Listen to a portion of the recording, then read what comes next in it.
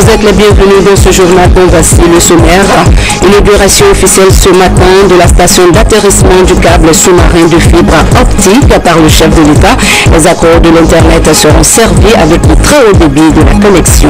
Nous irons dans le Nabaya, célébration de la journée internationale de lutte contre la fistule, sous le thème « Dépistons la fistule obstétricale et transformons des vies ». Un mot de sport, Salamsou quitte définitivement les stades de football. Il a retrouvé ses fans au stade du 28 septembre tout en se réjouissant de son parcours. Bonsoir à tous, merci de nous rejoindre dans ce journal que nous ouvrons sur ce message départ destiné à son Excellence, M. Peter Mutharika, président élu de la République de Malawi, Lilongwe. Excellence, Monsieur le Président et chers frères, le choix porté sur votre Excellence pour diriger les destinées de la République de Malawi m'offre l'agréable plaisir de vous adresser mes sincères félicitations auxquelles je joins celles du peuple et du gouvernement guinéen. Cette haute marque de confiance placée en vous par le peuple malawite est la manifestation tangible de la volonté d'édification d'un Malawi entièrement tourné vers le progrès dans la solidarité. Je voudrais saisir cette opportunité pour vous réitérer ma ferme détermination ainsi que celle de mon gouvernement à contribuer au renfermissement des relations d'amitié, de solidarité et de coopération existant entre nos deux pays. Je vous prie d'agréer, Excellence, Monsieur le Président, les vœux de pleine réussite et de succès dans l'exercice de vos délicates fonctions. Très haute considération, Conakry le 2 juin 2014, signé professeur Alpha Condé, président de la République. Le chef de l'État a procédé ce matin à l'inauguration de la station d'atterrissement du câble sous-marin de Kipi dans la commune de Ratoma. Fruit d'un partenariat public-privé, la Guinée pourra ainsi augmenter le débit de la connexion Internet et à moindre coût. Sanassi Keita nous signe ce reportage. On a des problèmes de téléchargement et des fois la connexion n'est pas trop performante, n'est pas fiable. C'est lent, souvent, c'est trop bien. Ça fait plus d'une heure de temps comme ça ici, là. Il n'y a pas de connexion, il n'y a rien. Difficulté de connexion. Bref, une connexion à faible débit. Voilà le problème fondamental auquel ces navigateurs sont souvent confrontés. Et justement, les autorités comptent désormais extirper définitivement les internautes de cette corvée, en mettant à la disposition des opérateurs de télécommunications les infrastructures et les services nécessaires pour offrir à l'ensemble des utilisateurs une connectivité de qualité et garantir l'impact positif des nouvelles technologies de l'information et de la communication sur la croissance économique, un développement social durable pour l'ensemble du pays. Voilà pourquoi le président de la République est aujourd'hui au quartier Kipi, dans la commune de Ratoma. Objectif, procéder à l'inauguration de la station d'atterrissement du câble sous-marin ACE, Africa Coast to Europe. Long de 17 000 km, le câble sous-marin ACE reliera à terme 21 pays de la côte africaine à l'Europe. Par cette connexion à un système international de très haut débit en fibre optique, la Guinée accède désormais et pour la première fois à la large bande. Avec une capacité initiale de 40 gigabits par seconde allouée à la Guinée sur le câble sous-marin ACE, la Guinée de la large bande a mis en service à ce jour l'équivalent de 24 STM1 avec un taux de disponibilité exceptionnel de 99,5%. La réalisation très prochaine du backbone national de Guinée constitue le prochain défi majeur pour mon département. En effet, la réalisation de cet ouvrage constitue un rendez-vous historique qui ouvrira les opportunités nombreuses et offrira des atouts multiples, favorisant un développement économique et social sans précédent pour la Guinée. Cette infrastructure de base sera reliée en câble sous-marin ACE pour dissimuler les capacités de celui-ci à l'intérieur du pays et au-delà de tous les pays voisins pour une distance de 4000 km dont la pose de la première pierre est prévue en juin 2014. Elle aura pour principale fonction le transport de la voix, des données et des signaux de la radiodiffusion télévisuelle et sonore jusque dans chacun des chefs-lieux de sous-préfecture. Le président de la République se félicite de l'atteinte de cet objectif qui marque définitivement la connexion de la Guinée aux grands réseaux mondiaux de câbles sous-marins. Je me félicite de l'atteinte de cet objectif qui a non seulement un caractère social, mais une vocation économique de grande portée. C'est avec un réel plaisir qu'on constate ainsi la concrétisation d'un des plus importants objectifs assigné au ministère des Postes, Télécommunications et Nouvelles Technologies d'Information dans sa feuille de route de 2011. En effet, la connectivité nationale, tant recherchée par le gouvernement, ne pourra que conforter davantage les atouts de développement que nous ambitionnons tous pour notre pays. La station thermale que nous inaugurons aujourd'hui constitue un espace privilégié par la connexion de l'ensemble des opérateurs locaux au câble sous-marin AC. Il va sans dire que le potentiel de développement socio-économique de la Guinée et les opportunités de croissance offertes par les télécommunications et les technologies de l'information nous commandent à continuer sans discontinuer, à poser des actes dans le cadre du changement annoncé et dont les fruits sont déjà perceptibles à l'horizon. Ce que nous voulons pour la Guinée dans ce nouveau contexte, c'est que chaque citoyen puisse bénéficier des avantages des infrastructures dont la mise en place nécessite par ailleurs des ressources importantes. Pour atteindre l'objectif visé, les populations de la Guinée et celles des régions doivent bénéficier des mêmes avantages des produits et services que les citoyens des régions rurales enclavées de l'intérieur de la Guinée. En effet, il ne s'agit plus de privilégier Conakry et les grandes villes. Les paysans sont les citoyens au même titre que les citoyens de Conakry. Il faut que donc les nouvelles technologies puissent bénéficier à tous les paysans dans les villages les plus reculés de la Guinée. Parce que le progrès, c'est pour tous les Guinéens, non pas seulement pour les habitants de Conakry. C'est pourquoi j'engage le ministre d'État à suivre de façon plus accélérée le processus de mise en œuvre du projet de backbone national à fibre optique de Guinée, qui constitue désormais un défi majeur à relever. Cette infrastructure sera en effet interconnectée au câble sous-marin AC, dont les capacités seront disséminées sans électricité sur l'ensemble du territoire national. Le chef de l'État procède ainsi à la coupe du cordon inaugural de la station d'atterrissement du câble sous-marin pour signifier solennellement l'ouverture officielle de cet outil informatique pour le plus grand bonheur des usagers. L'occasion a été ainsi mise à profit par professeur Alpha Condé de visiter toutes les installations de la GILAB et de s'entretenir avec son équipe. Une équipe constituée de techniciens et d'ingénieurs formés spécifiquement à l'usage des derniers outils d'exploitation et de maintenance des stations d'atterrissement du câble sous-marin.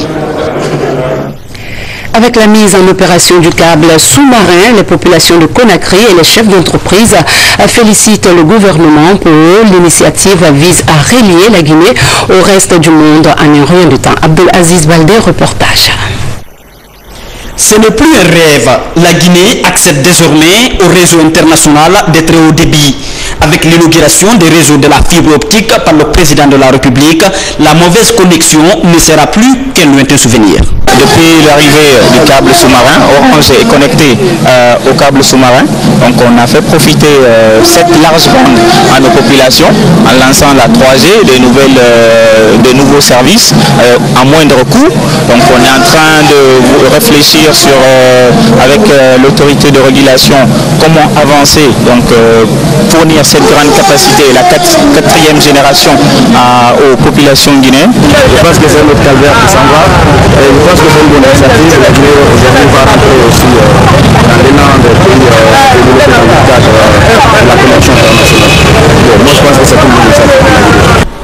L'initiative est appréciée par les populations à tous les niveaux. Quand nous aurons réussi à atteindre la dernière ville de Guinée, eh bien c'est que le défi public-privé aura été réussi. Mais là, il y a une vraie dynamique. Je pense que ça va marcher.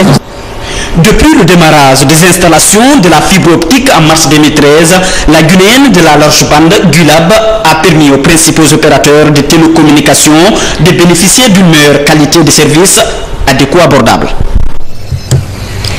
Comment amener les femmes entrepreneurs à être indépendantes économiquement?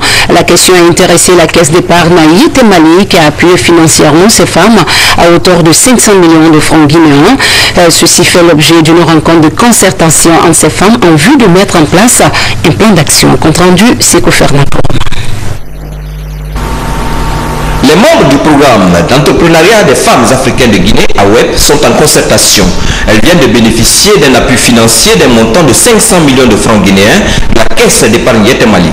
Au nombre d'une centaine de chefs d'entreprise et de groupements féminins, ces femmes entendent mieux se structurer pour insuffler une dynamique économique au niveau de la couche féminine. Nous voulons qu'AWEP est engagé pour l'émancipation, l'autonomisation des femmes. Et cette journée de concertation, on le fait pour pouvoir faire organiser les femmes et essayer de mettre en place un plan d'action bancable qui pourra aller à l'échelle internationale pour effectivement aider le gouvernement guinéen dans leur combat, dans leur lutte pour l'accroissement de l'économie guinéenne.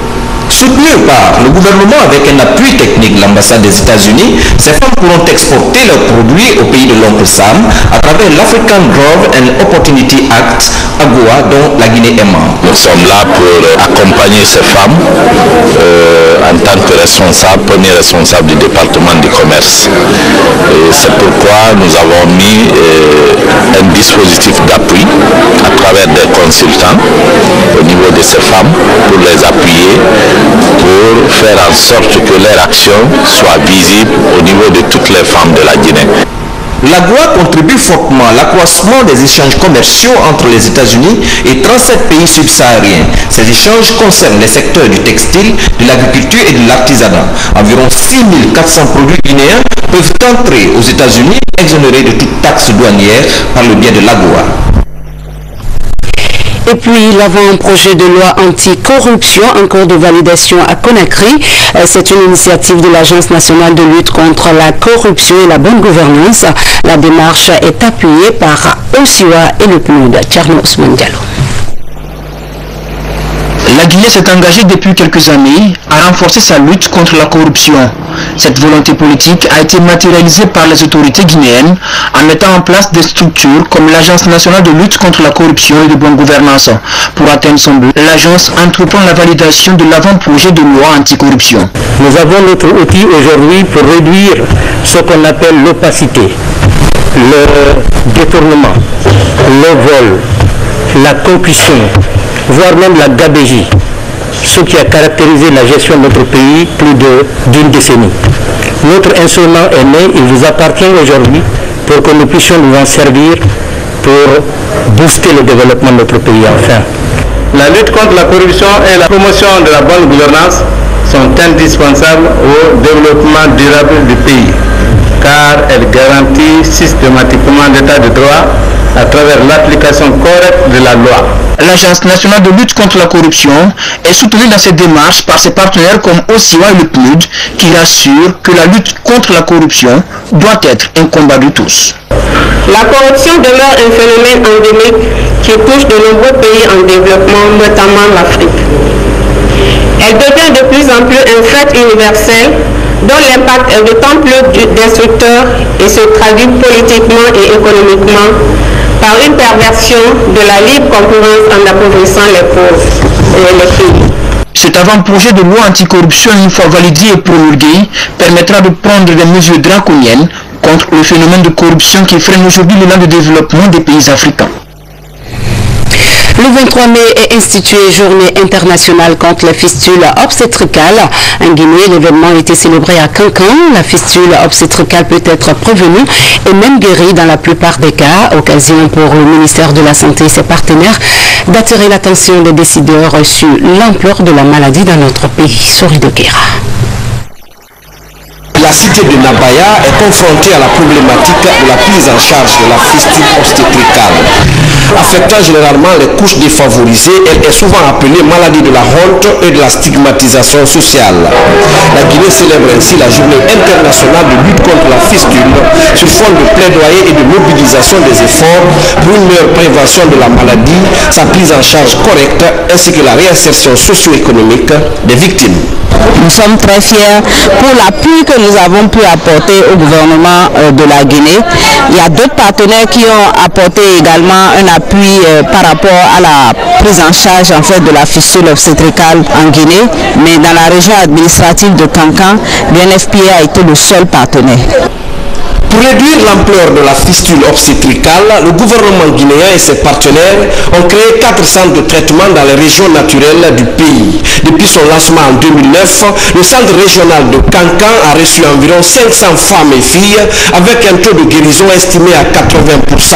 Plus de 150 parmi elles ont bénéficié d'assistance pour développer des activités génératrices de revenus comme la saponification, la teinture ou encore la broderie. La première dame de la République, à travers la fondation Prosmi, soutient les différentes initiatives en faveur de l'élimination de la fistule obstétricale en Guinée. Le gouvernement a pris des mesures pour assurer le suivi, la prise en charge des femmes pendant l'accouchement à travers la gratuité des soins obstétricaux.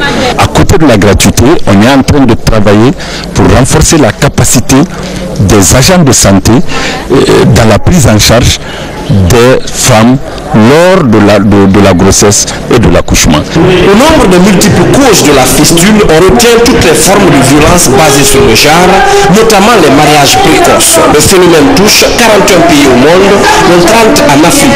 La Guinée occupe le 3e rang après le Niger et le Tchad. Pour donc booster les activités de prévention et de dépistage dans la communauté, plus de 750 vélos et 18 motos sont offerts par l'UNFPA aux agents communautaires de la région de Kankan. Et puis l'équipe du gouvernorat de la ville de Conakry était ce week-end dans quelques quartiers de la capitale.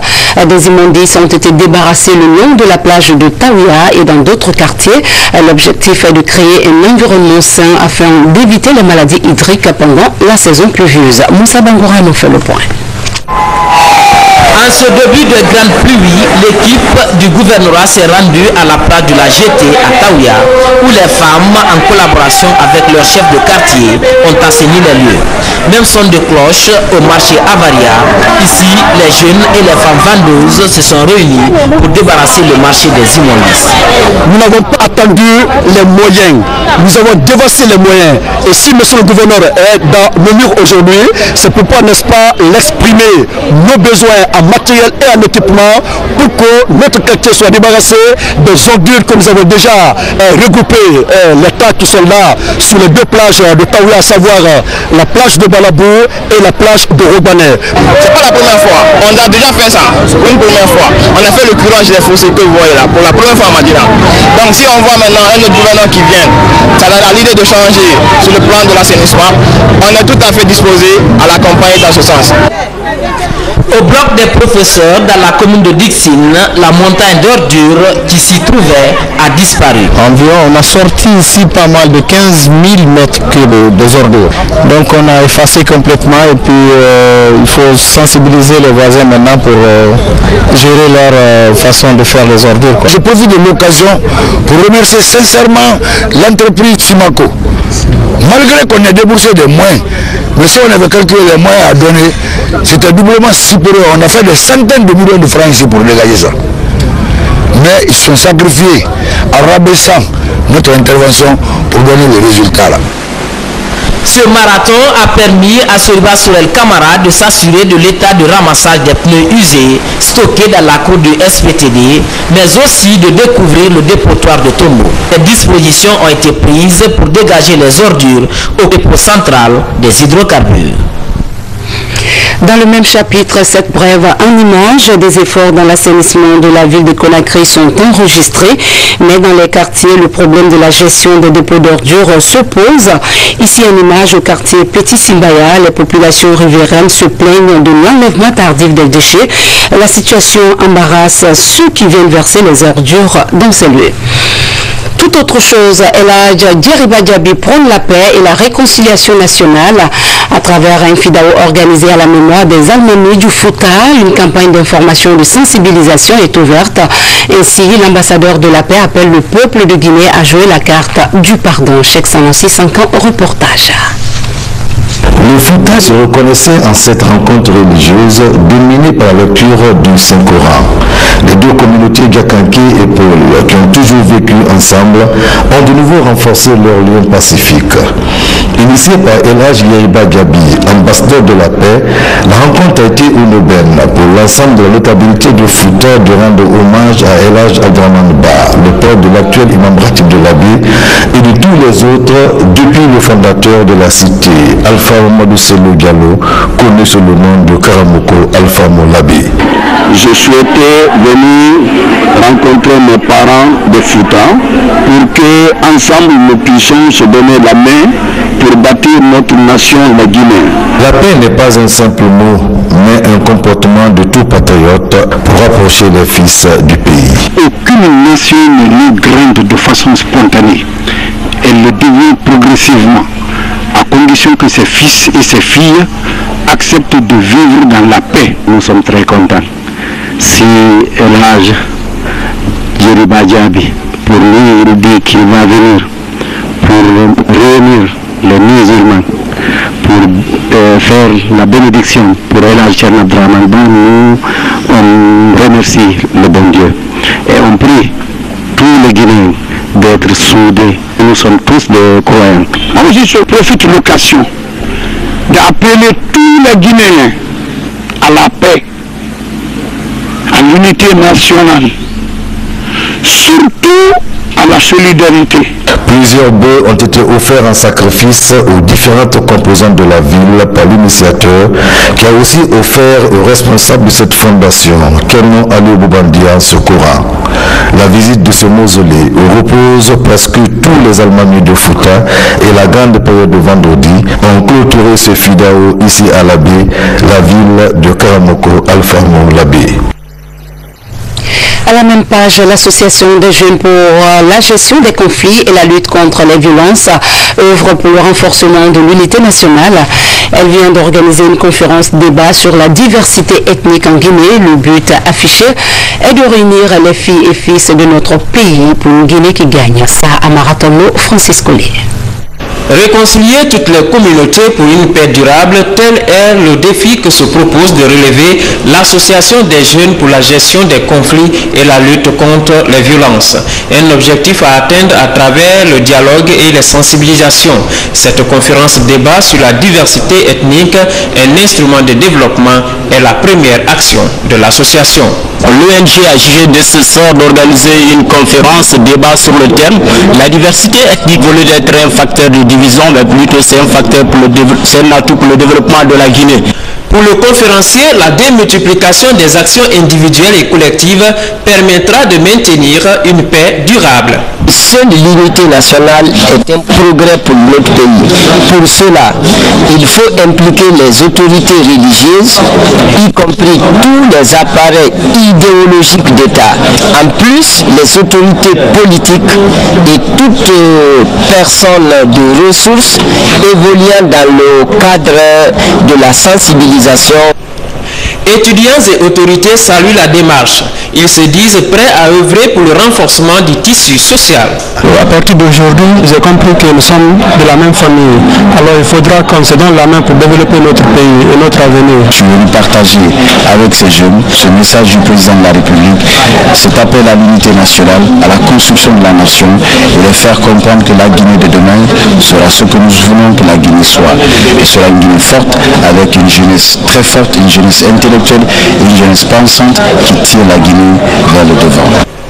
Créée en 2013, cette nouvelle association des jeunes se veut un outil au service de la paix.